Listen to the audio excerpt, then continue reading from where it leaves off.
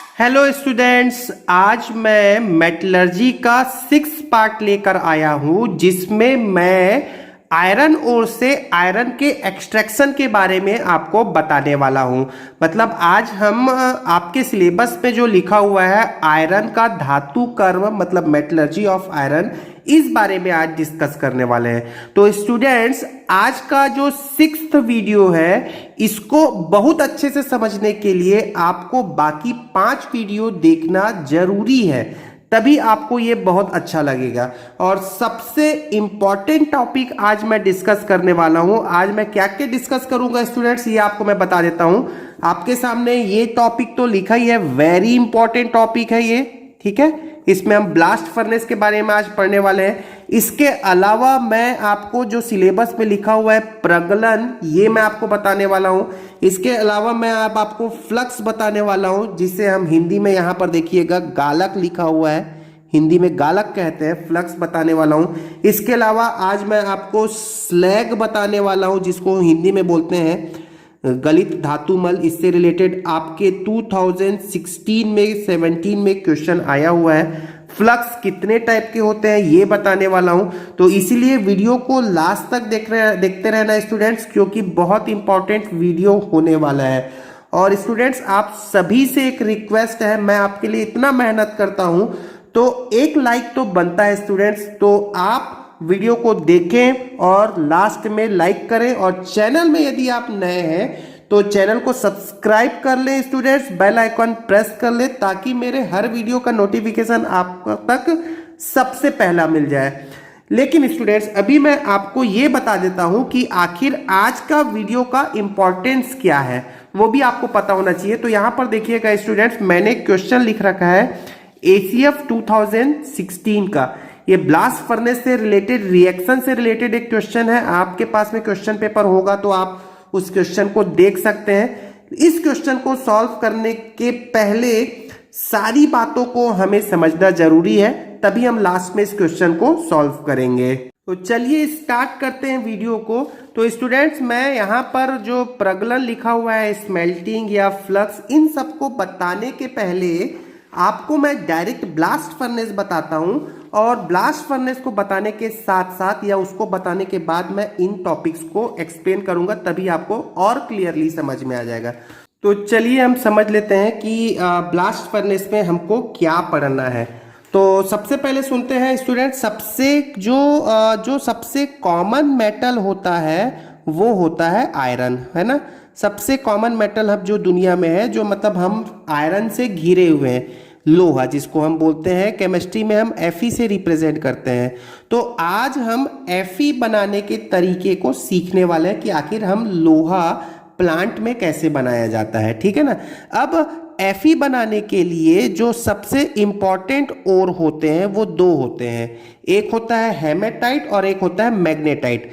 Haematite का formula होता है स्टूडेंट्स Fe2O3, और मैग्नेटाइट का फॉर्मूला, मैग्नेटाइट मतलब मैग्नेट, और मैग्नेट में आयरन ज्यादा होता है मतलब Fe3O4, ठीक है। तो ये दो इंपॉर्टेंट ओर्स हैं। क्या है ये ओर्स किसको बोलते हैं? अयस्क को बोलते हैं। और इन्हीं ओर्स से हम क्या एक्सट्रैक्ट करते हैं? आयरन एक्सट्रैक्ट करते हैं, ठीक है।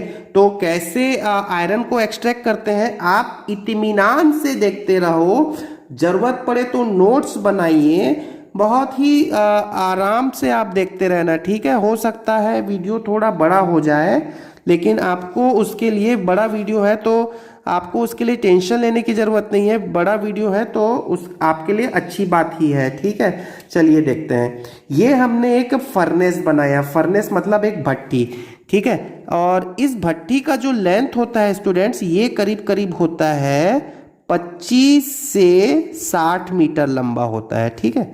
25 से 60 मीटर लंबा होता है। तो आपको डायग्राम से मतलब बिल्कुल भी नहीं है, मैं जस्ट आपको क्या क्या बातें इसमें पूछी जाती हैं, क्या इंपॉर्टेंट है वो मैं आपको बता रहा हूँ।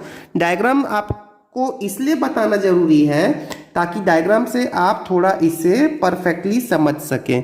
तो देखो, यहाँ पर ये फर्नेस है, फर्नेस मतलब भट्टी है, आयरन बनाते हैं इसी भट्टी से, ठीक है। तो सबसे पहले हम टॉप से, एक बहुत ऊंचा एक टावर होता है ना, सबसे ऊपर में आप महसूस करते हुए आप इस चीज़ों को समझेंगे, ठीक है। रायपुर में ब्लास्ट फर्नेस बहुत सारे 150-200 प्लांट है रायपुर में, बहुत बड़े ऊंचे ऊंचे चिमनी आपने शायद देखा होगा, तो ये ब्लास्ट फर्नेस होते हैं। चलिए देखते हैं इसमें क्या होता है। तो ये बहुत ऊंचा टावर होता है। अब इसमें टॉप से हम क्या डालते हैं स्टूडेंट, सुनना ध्यान से, हम इसमें टॉप से डालते हैं आयरन ओर डालते हैं, सबसे ऊपर से हम आयरन ओर डालें, प्लस हम डालते हैं लाइम स्टोन। देखना सुनना ना, लाइम स्टोन का इंपॉर्टेंट रोल है, ठीक है। लाइम स्टोन आपको समझ में आएगा तभी आप प्रगलन वगैरह समझ पाओगे। तो टॉप से हमने क्या क्या डाला, हमने आयरन ओर डाला, लाइम स्टोन डाला और मैंने डाल दिया कोक, ठीक है। कोक मतलब मैंने डाल दिया अल्टीमेटली कार्बन। क्लियर है, मैंने टॉप से ये डाल दिया। अब अगली बात सुनो, टॉप से ये 3 चीजें मैंने डाल रखी हैं, ठीक। आयरन और क्या क्या हो सकते हैं, ये दोनों हो सकते हैं आयरन और, ये 2 ऊपर से आयरन और हो गए। अब मैंने क्या किया स्टूडेंट्स, आपको समझाने के लिए मैंने इस ब्लास्ट फर्नेस को 3 पार्ट में मैंने डिवाइड कर दिया, ठीक है, 3 पार्ट में। जो सबसे बॉटम वाला पार्ट है इसको हम बोलते हैं कंबशन जोन। क्या बोलते हैं, कंबशन जोन, ठीक है। कंबशन जोन मतलब ये है एक दहन, यहां पर क्या होता है, दहन होता है। तो हिंदी मीडियम स्टूडेंट्स के लिए मैं लिख जरूर इंग्लिश में रहा हूं, लेकिन हिंदी मीडियम स्टूडेंट्स केवल ध्यान से सुने और समझें। तो यहां पर क्या होने वाला है, दहन होने वाला है, ठीक है, कंबशन जोन। ये वाला जो होता है ये होता है स्लैग फॉर्मेशन जोन, ठीक है, ये होता है स्लैग फॉर्मेशन जोन, ठीक। और सबसे जो टॉप वाला जो जोन है उसको हम बोलते हैं स्टूडेंट्स रिडक्शन जोन, ठीक है, रिडक्शन जोन। अभी क्या क्या होने वाला है इन सब जोन में, इन सब सेक्शन में क्या क्या होने वाला है वो मैं आपको बताने वाला हूं, लेकिन अभी सुन लो, एक बात सुनो, ध्यान से सुनो। ये ACF 2016 का क्वेश्चन है, सॉल्व मैं बाद में कराऊंगा, लेकिन आप ये क्वेश्चन में देख सकते हो स्लैग फॉर्मेशन जोन से रिलेटेड क्वेश्चन पूछा है, ठीक। तो आपको पूरी बातें पता होनी चाहिए कि आप क्या पढ़ रहे हो, ठीक है। बहुत से टीचर कुछ भी पढ़ा देते हैं, लेकिन मैं ऐसा नहीं हूं, आपको सारी बातें एक्सप्लेन विथ प्रूफ के साथ मैं आपको पढ़ाने वाला हूं, ठीक है। तो चलिए आगे बढ़ते हैं। कंबशन जो नाम से ही समझ में आ रहा है, कंबशन का मतलब होता है दहन, तो यहां पर दहन होता है। तो क्या होगा स्टूडेंट, सुनिएगा ध्यान से, जो सबसे टॉप से ये तीनों चीजें आ रही हैं, लेकिन हम इस पे फोकस करने वाले हैं इस जोन के लिए, ठीक है। जो कार्बन आ रहा है उसका यहां पर क्या होता है, दहन होता है, ठीक है। अब कार्बन का दहन होगा मतलब कार्बन जलेगा। अब जो जलता है वो किसकी उपस्थिति में जलता है, ऑक्सीजन की उपस्थिति में जलता है। तो कार्बन का दहन हुआ ऑक्सीजन की उपस्थिति में, कार्बन ऑक्सीजन के साथ में जल गया। क्या बनेगा स्टूडेंट, CO2 बनेगा। क्या बनेगा, CO2 बन गया। अच्छा नोटिस करना, अब जब हम कोयला, कार्बन मतलब कोयला तो है, कोक कोयला, ठीक है, काले कलर का होता है। तो ये इसको यदि हम जलाते हैं तो कार्बन डाइऑक्साइड गैस बनी और कुछ ना कुछ ऊर्जा मुक्त होती है, ठीक है ना। इसी से तो खाना बनाते हैं ना हम, घर गांव वगैरह में आज भी कोयला से खाना बनाया जाता है, ठीक है। तो कुछ ना कुछ ऊर्जा मुक्त होती है। इसका मतलब ये कौन सा रिएक्शन है स्टूडेंट्स, ये है एक्सोथर्मिक रिएक्शन, ठीक है, एक्सोथर्मिक फिनोमिना है, एक्सोथर्मिक रिएक्शन है। एक्सोथर्मिक मतलब ऊष्मा मुक्त हो रही है। अब यदि ऊष्मा मुक्त हो रही है, ऊष्मा यदि मुक्त हो रही है तो तापमान में क्या प्रभाव पड़ेगा, तो यहां पर जो तापमान है वो बढ़ने लगेगा, ठीक है। क्लियर हो रहा है ये बात, एक एक बात ध्यान से सुनोगे। मतलब कंबसन जोन में सबसे हाई टेम्परेचर होता है, समझ में आया स्टूडेंट्स। ये सबसे बॉटम में होता है, फर्नेस के सबसे बॉटम में हाई टेम्परेचर होता है।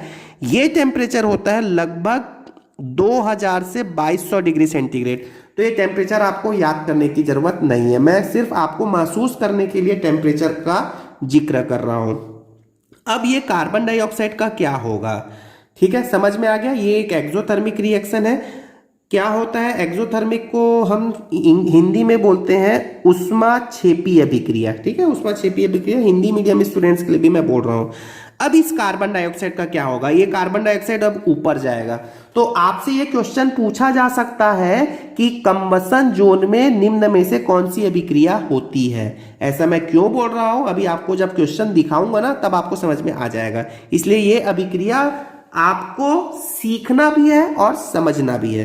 अब कार्बन डाइऑक्साइड की प्रवृत्ति क्या होती है, कार्बन डाइऑक्साइड होता है गैस। तो गैस की क्या प्रवृत्ति होती है, ये ऊपर जाएगा, तो यहां से कार्बन डाइऑक्साइड ऊपर जाएगा। ठीक है, तो कार्बन डाइऑक्साइड ऊपर जा रहा है, इसी जोन की ही बात हो रही है अभी। ठीक है, इसी सेक्शन की बात हो रही है। कौन से सेक्शन के, कंबसन जोन में। अब ये जो कार्बन डाइऑक्साइड है ये ऊपर से आने वाले कार्बन से पुनः रिएक्शन कर लेगा और क्या बना लेगा स्टूडेंट्स, ये बना लेगा कार्बन मोनोऑक्साइड बना लेगा। क्लियर हो गया। तो इतना ये दो रिएक्शन होता है कंबसन जोन में। लेकिन यदि आपसे पूछ लिया जाए एग्जाम में कि कंबसन जोन में निम्न में से कौन सी विक्रिया होती है, तो आप इसे प्रीफर करने वाले हैं। ठीक है, ये मेन कंबशन तो कार्बन का हो रहा है, मेन दहन कार्बन का हो रहा है, लेकिन कार्बन से जो कार्बन डाइऑक्साइड बना ये ऊपर जा रहा है और ऊपर जा रहा है और ऊपर से कार्बन आ रहा है, दोनों आपस में अभिक्रिया करके कार्बन मोनोऑक्साइड बना लेते हैं। आपको मैंने अपने 5th लेक्चर में 5th वीडियो में बता रखा था कार्बन मोनोऑक्साइड। क्या बताया था, याद होगा, मैंने बताया था कि कार्बन मोनोऑक्साइड एक अच्छा क्या है, रिड्यूसिंग एजेंट है। अब रिड्यूसिंग एजेंट को हम हिंदी में क्या बोलते हैं, अपचायक है। ठीक है, इसका रोल है, तो सुनिएगा पूरा वीडियो आज का बहुत इंपॉर्टेंट है। ये क्या है, एक अपचायक है। ठीक है, अब ये अपचायक है मतलब अपचयन करने में मदद करेगा। अपचयन किसे बोलते हैं, ऑक्सीजन का निकलना अपचयन कहलाता है। मतलब ये कार्बन मोनोऑक्साइड ऑक्सीजन को खींच के तुरंत कार्बन डाइऑक्साइड बना लेगा। कैसे बनाएगा ये मैं भी आपको थोड़ी देर बाद बताने वाला हूं।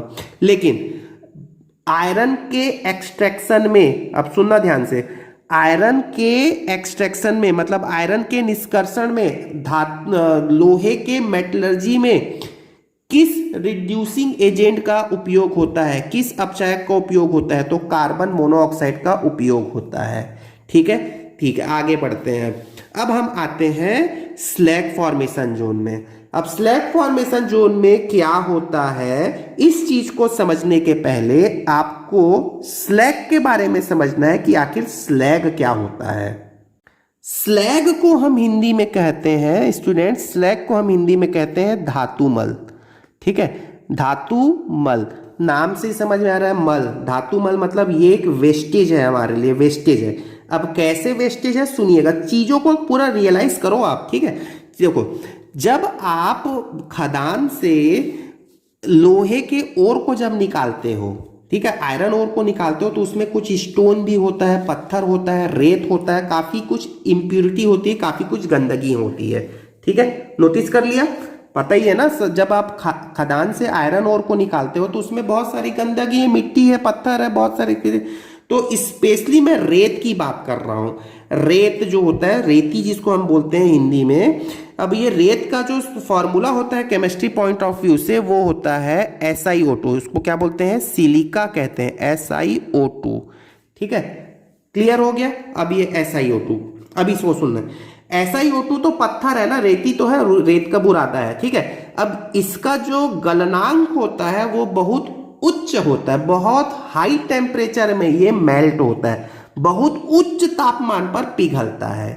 तो और हमको क्या, हम क्या चाहते हैं कि आयरन मिल जाए, आयरन से रेत अलग हो जाए। रेत को अलग करने के लिए हम ये स्लैग फॉर्मेशन जोन का उपयोग करते हैं।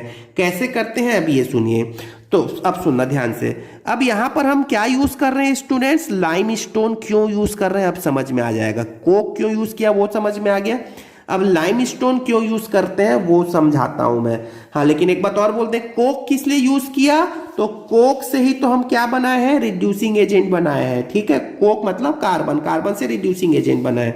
अब आप समझना कि लाइमस्टोन का क्या रोल है, ये भी पूछ लिया जाता है एग्जाम में। लाइमस्टोन का वैसे रासायनिक सूत्र क्या होता है, तो रासायनिक सूत्र होता है CaCO3, कैल्शियम कार्बोनेट होता है।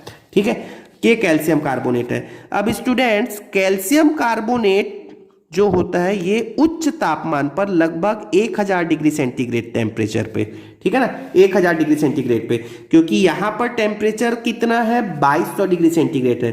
अब जैसे जैसे आप ऊपर जाओगे तापमान में गिरावट होते जाएगी।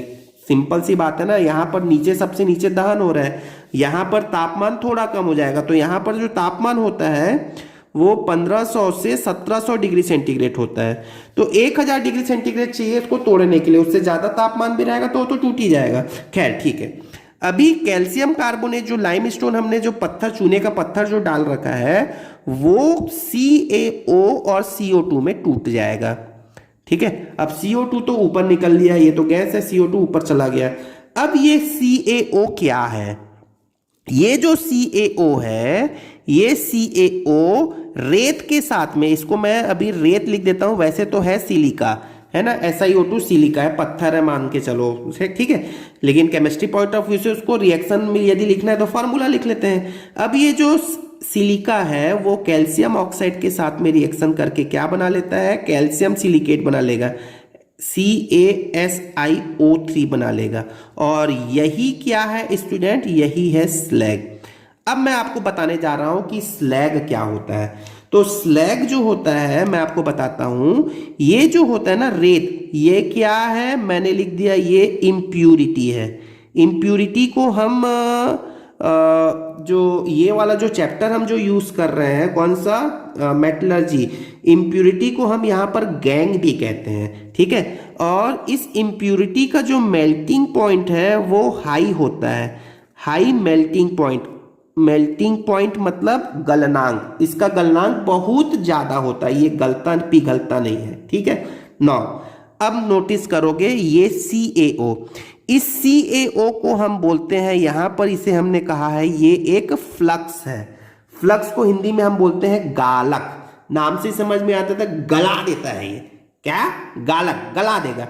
अच्छा, अब सुनोगे, ये कैल्शियम क्या है स्टूडेंट्स? मेटल होता है। कैल्शियम है ना, कैल्शियम धातु होता है ना, हमारे हड्डियों में कैल्शियम होता है, मतलब धातु है। ठीक है, अब ये धातु है, और धातु का ऑक्साइड, धातु का ऑक्साइड किस प्रवृत्ति का होता है? बेसिक नेचर का होता है। ये मैंने आपको बता रखा था, याद होगा आपको, एसिड और बेस में मैंने पढ़ा रखा है। नहीं सुना है तो अभी सुन लो। जो धातु होते हैं उसका रिलेशन क्षार से होता है, और जो अधातु होते हैं उसका रिलेशन अम्ल से होता है। जैसे HCl अम्ल है और NaOH धातु है, तो मतलब क्षार है। तो एनीवे, तो ये मेटल का ऑक्साइड है, तो ये कह दिया मैंने बेसिक फ्लक्स। फ्लक्स क्या होता है अभी मैं बता रहा हूं आपको। फ्लक्स, फ्लक्स को हिंदी में क्या बोलते हैं? गालक। अब ये गालक का क्या रोल है? तो रेत का जो SiO2 जो सिलिका है, इसका मेल्टिंग पॉइंट मतलब गलनांक बहुत ज्यादा होता है। ठीक है, अब ये SiO2 गालक के साथ अभिक्रिया करके ऐसे पदार्थ में कन्वर्ट हो गया जिसका मेल्टिंग पॉइंट क्या होता है स्टूडेंट्स? कम होता है। बात समझ में आ गई क्या? देखो, जो SiO2 होता है उसका गलाना, उसको गलाने के लिए बहुत उच्च तापमान की जरूरत होती है, लेकिन मैं उसे एक पदार्थ के साथ में रिएक्शन करा दिया जिसको मैंने बेसिक फ्लक्स कहा है। वो पदार्थ इसके साथ में रिएक्शन करके इस पदार्थ को ऐसे पदार्थ में बदल दिया जिसका गलनांक कम होता है, मतलब वो आसानी से पिघल जाता है। तो स्लैग फॉर्मेशन जोन में क्या होता है कि ये स्लैग बन गया, धातुमल बन गया, और ये धातुमल यहां से बाहर निकाल लिया जाता है। समझ में आ गया? मतलब जो रेत वाला जो पोर्शन है, अब मैंने उसे पिघलाकर बाहर कर दिया।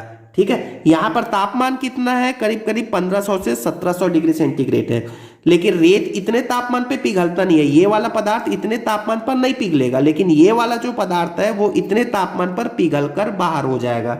तो क्लियर हो गया स्टूडेंट्स? तो अब आपको समझ में आ गया होगा कि स्लैग क्या होता है और फ्लक्स क्या होता है।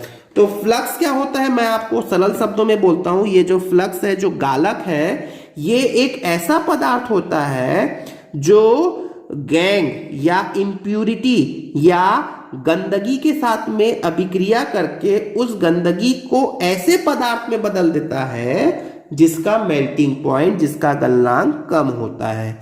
तो आई होप यहां तक की सारी बातें समझ में आ गई होंगी।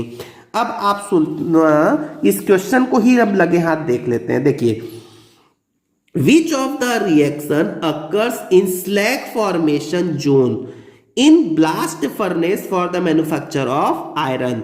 देखो, लोहा को जब बनाते हैं तो स्लैग फॉर्मेशन जोन में निम्न में से कौन सी अभिक्रिया होती है।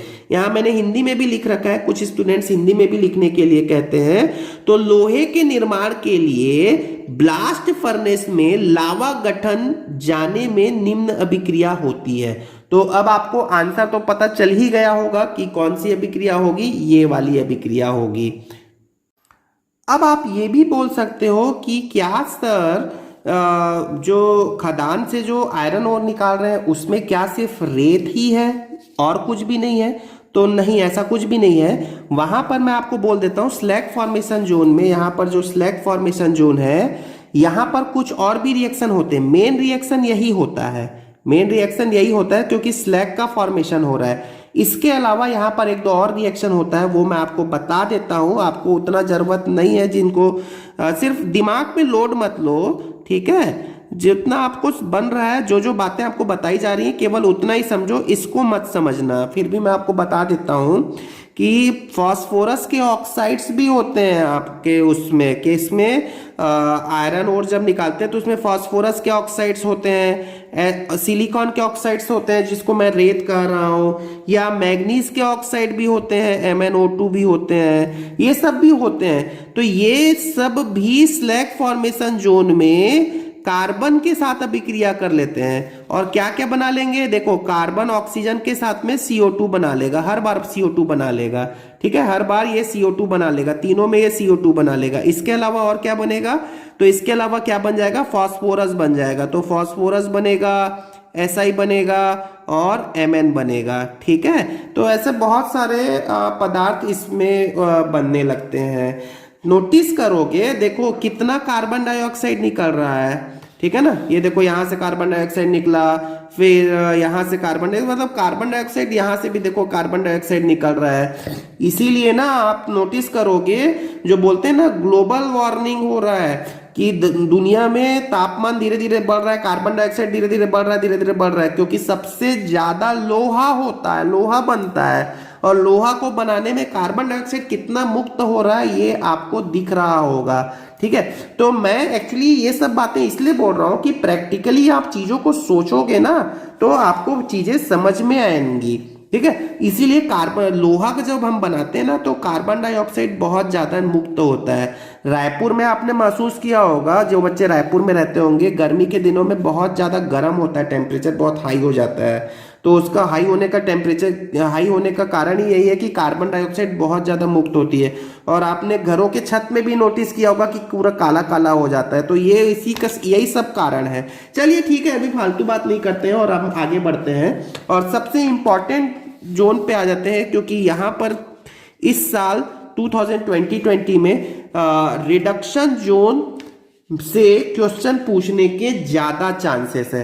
तो रिडक्शन जोन में ही अब हमको आयरन बनाना है। अभी तक हम आयरन तो बनाए ही नहीं है ना, आयरन बनाना है अब, ठीक है। तो क्या होता है स्टूडेंट्स, अब रिडक्शन जोन के लिए मैं रिएक्शन यहाँ पर अलग से लिख देता हूं। आप नोट्स बना रहे होंगे तो आप यहाँ पर अलग से लिख सकते हो। तो आयरन ओर जो होता है वो Fe2O3 है, ये मेन आयरन ओर है। ये मेन आयरन ओर जो है वो कार्बन मोनोऑक्साइड के साथ में रिएक्शन कर लेगा। कार्बन मोनोऑक्साइड क्या है, मैंने थोड़ी देर पहले ही तो बताया, रिड्यूसिंग एजेंट है। तो कार्बन मोनोऑक्साइड के साथ में रिएक्शन करके ये क्या बनाएगा स्टूडेंट्स, Fe3O4 बना लेगा, प्लस कार्बन डाइऑक्साइड रिलीज करेगा, ठीक है। यदि मैं रिएक्शन को बैलेंस करने की बात कहूं तो यहां पर यदि 3 2 जा 6 आयरन हो जाएगा तो 3 2 जा 6 आयरन हो जाएगा। बाकी आप रिएक्शन बैलेंस है देख सकते हैं, ठीक है। अच्छा, ये जो रिएक्शन है ये 500 से 600 डिग्री सेंटीग्रेड टेम्परेचर पे होता है। मतलब रिडक्शन जोन आते आते सबसे टॉप पे टेम्परेचर यहाँ पर क्या होता है, यहाँ पर होता है लो टेम्परेचर होता है। समझ में आ गई बात, ठीक है। अभी आयरन बना नहीं है। अभी देखिएगा ये Fe3O4 ये क्या होता है, मैग्नेटाइट होता है। तो Fe3O4 कार्बन मोनोऑक्साइड के साथ में फिर से रिएक्शन करके क्या बना लेगा स्टूडेंट्स, FeO बनाएगा प्लस CO2 बना दे, CO2 निकल गया।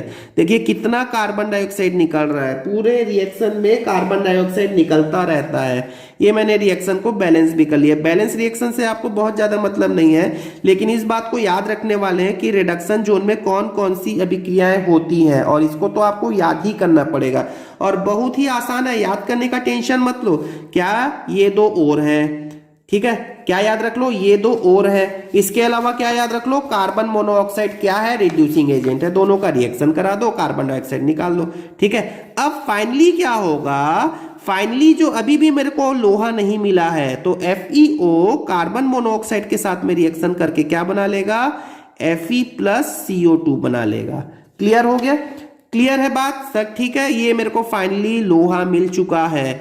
अब सुनेगा ध्यान से, इस लोहे को हम क्या कहते हैं स्टूडेंट्स, स्पंज आयरन कहते हैं, स्पंज आयरन कहते हैं। आपने सुन रखा होगा रायपुर में 150-200 प्लांट है स्पंज आयरन के। अभी इसको स्पंज आयरन क्यों कहते हैं, क्योंकि यहाँ पे ये केवल ये एक आयरन है, ऐसा आयरन है जो आपको कहां पर मिला, यहां पर मिल रहा है, टॉप से मिल रहा है। यहां पर मेरे को क्या मिला, स्पंज आयरन मिला, ठीक है, स्पंज आयरन मिलता है मुझे। नाउ अब सुनिएगा, ये स्पंज आयरन जो है अभी किसके किसके साथ में, यहां पर थोड़ी देर पहले मैंने बताया था आपको, यहां पर इस स्पंज आयरन में ये देखो, यहाँ पे फास्फोरस भी बन रहा है, Si भी बन रहा है, Mn भी बन रहा है। तो इस स्पंज आयरन जब ये ब्लास्ट फर्नेस में सबसे टॉप में स्पंज आयरन बनता है, ये धीरे धीरे नीचे गिरता है। तो ये स्पंज आयरन जो है उसमें Si भी मिल जाता है, Mn भी मिल जाता है, फास्फोरस भी मिल जाता है। तो लास्ट में जो बॉटम से आपको जो मिलता है उसको हम बोलते हैं पिग आयरन। क्या कहते हैं, पिग आयरन। ये होता है सबसे इम्प्योर आयरन होता है, ठीक है, इम्प्योर आयरन होता है। ये सबसे बेकार घटिया किस्म का आयरन होता है, इसमें काफी सारी इम्प्यूरिटीज होती हैं, ठीक है। और अब हम इसमें कुछ जो हमारा स्क्रैप होता है ना, घर से जो हम लोहा जो स्क्रैप निकलता है जिसको हम बाजार में बेच देते हैं, उसको पिघला के इसमें मिला देते हैं, तो हमको मिलता है कास्ट आयरन। सुना होगा ये, कास्ट आयरन से ही तो हम घर के सारे सामान हमारे बनते हैं। एनीवे, इतना ये सब पढ़ने की जरूरत नहीं है स्टूडेंट्स, आप कुछ नहीं, ये स्लैग फॉर्मेशन जोन के रिएक्शंस और ये रिएक्शंस आप याद कर लें। अब मैं फाइनली आपको ये बता देता हूं कि आखिर स्मेल्टिंग क्या होता है। अब पूरा कहानी आप सीख चुके हो, बस आपको सुनना है स्मेल्टिंग क्या होता है, फ्लक्स क्या होता है, स्लैग क्या होता है, ये तो मैंने बता ही दिया। चलो मैं रिटर्न में इसे लिख देता हूं। तो चलिए सुनते हैं स्मेल्टिंग क्या होता है, जिसको हिंदी में हम प्रगलन कहते हैं, और हिंदी में ही मैंने डेफिनेशन लिख रखा है। क्या है कि जो अयस्क होता है ना, अब ये पूरा कहानी आप समझ चुके हो, मैं बार बार उन चीजों को नहीं कहता। अयस्क में उचित गालक और कोक मिलाकर मिश्रण को उच्च तापमान पर गलाने की क्रिया को क्या कहते हैं, प्रगलन कहते हैं। यही तो प्रगलन था, अभी तक जो ब्लास्ट फर्नेस में पढ़ा है ना, यही तो प्रगलन था। क्या मिला दिया आपने, फ्लक्स। इस चैप्टर में, मतलब सॉरी, इस टॉपिक में आपने गालक के रूप में क्या मिलाया है, आपको ये लिए ये इंपॉर्टेंट है। तो क्या मिलाया आपने, लाइम स्टोन मिला दिया, ठीक है ना, गालक के रूप में लाइम स्टोन मिला दिया, कुछ भी मिला सकते थे। अच्छा, लाइम स्टोन क्या है, एक बेसिक फ्लक्स है। क्या है, बेसिक फ्लक्स। क्यों है लाइमस्टोन बेसिक फ्लक्स, क्योंकि मेटल के ऑक्साइड है, ठीक है। अब आपको समझ में आ गया। तो यहां पर आपको एक कुछ बातें मैंने यहां पर शॉर्टकट में लिख रखी हैं, वो आपको बहुत आसानी से समझ में आ जाएगा। जो सांद्रित ओर है, जैसे Fe2O3 है, जो सांद्रित ओर था ना, Fe2O3 जो सांद्रित ओर है, और उसमें कुछ इंप्यूरिटीज होती है, उसमें कुछ गंदगी होती है। ये जो सांद्रित ओर है वो रिड्यूसिंग एजेंट के साथ में अभिक्रिया कर लेता है। रिड्यूसिंग एजेंट यहां पर कौन है, इस टॉपिक में हमारा कार्बन मोनोऑक्साइड था, ठीक है। और जो इंप्यूरिटी था वो बेसिकली इंप्यूरिटी क्या था, SiO2 था, याद करो, रेत, ठीक है। और ये जो इंप्यूरिटी था ये किसके साथ अभिक्रिया किया था, फ्लक्स के साथ अभिक्रिया किया था। फ्लक्स हमने क्या यूज किया, स्पेशली CaO यूज किया। एक्चुअली लाइमस्टोन यूज किया था, लेकिन लाइमस्टोन CaO में बदला। तो ये दोनों अभिक्रिया करके कौन, इंप्यूरिटी और फ्लक्स ये अभिक्रिया करके क्या बना लिए स्टूडेंट्स, क्या बना लिए, स्लैग बना लिए, जिसको धातु मल कहते हैं। और ये आपस में अभिक्रिया करके क्या बनाए, लास्ट में मेटल बनाए थे ना, आयरन Fe। तो पूरी कहानी समझ में आ गई। अब सुन लो कुछ एक्स्ट्रा बात अगले वीडियो में आपको जरूरत पड़ेगी। जो फ्लक्स होता है ये दो प्रकार के होते हैं, जो गालक होते हैं, जो गलाने का काम करते हैं, ये दो प्रकार के होते हैं। एक होता है एसिडिक फ्लक्स, एक होता है बेसिक फ्लक्स। इस टॉपिक में मैंने आपको बेसिक फ्लक्स के बारे में बताया जो लाइमस्टोन है। इसके अलावा फेरिक ऑक्साइड, ये दोनों कम से कम आप याद करके रखेंगे, क्योंकि ये लाइमस्टोन, फेरिक ऑक्साइड क्या हो जाएगा, FeO। फेरिक ऑक्साइड भी क्या है, आयरन का ऑक्साइड भी कैसा होगा, बेसिक नेचर का होगा। तो कम से कम ये याद रखेंगे, ठीक है। अच्छा, ये जो बेसिक फ्लक्स होते हैं इसकी परिभाषा यदि आपसे पूछे, डेफिनेशन पूछे, तो क्या बोलोगे, बेसिक फ्लक्स एसिटिक इंप्यूरिटी के साथ में रिएक्शन करते हैं। देखो मैं आपको बोलता हूं, अभी फिर से वही देख लो, बेसिक फ्लक्स क्या हो गया, CaO। ये किसके साथ में रिएक्शन किया, SiO2 के साथ में रिएक्शन किया, देखा ना अभी थोड़ी देर पहले। तो आप क्या SI को आप क्या बोल सकते हो, ये है एक्चुअली में SI मतलब नॉन मेटल। तो ये हो गया एसिटिक इंप्यूरिटी, अम्लीय गंदगी है। तो ये दोनों आपस में अभिक्रिया करके क्या बनाएंगे, CaSiO3 बना लिए, गालक बना लिए, धातुमल बना लिए। क्लियर हो गया बात। उसी प्रकार यदि एसिडिक फ्लक्स की बात कही जाए तो एसिडिक फ्लक्स जो होते हैं वो ये होते हैं, जैसे सिलिका SiO2, ये एसिड ही तो है, एसिडिक फ्लक्स। तो कई बार SiO2 एसिडिक फ्लक्स की तरह भी यूज किया जाता है, ठीक है। और ये किसके साथ अभिक्रिया करेगा, ये SiO2 अभिक्रिया करेगा बेसिक इंप्यूरिटी के साथ में। क्लियर हो गई बात। तो आई होप आपको यहां तक की सारी बातें समझ में आ गई होंगी। मैं आपको लास्ट में एक बार और जाते जाते ये बोल देता हूं कि आपके सिलेबस में कॉपर का धातु कर्म भी है, ठीक है, और आयरन का धातु कर्म। तो हम अगले वीडियो में कॉपर के धातु कर्म के बारे में पढ़ने वाले हैं, जिसमें FeO का यूज होने वाला है एज अ बेसिक फ्लक्स। ये भी पूछ लिया जाता है एग्जाम में। तो आई होप आपको यहां तक की बातें पूरी समझ में आ गई होंगी। और स्टूडेंट्स, मैंने आपको एक बार रिक्वेस्ट दोबारा से करना है कि आप वीडियो को लाइक जरूर कर दें। आपको एक लाइक बटन प्रेस करना है। Thank you very much.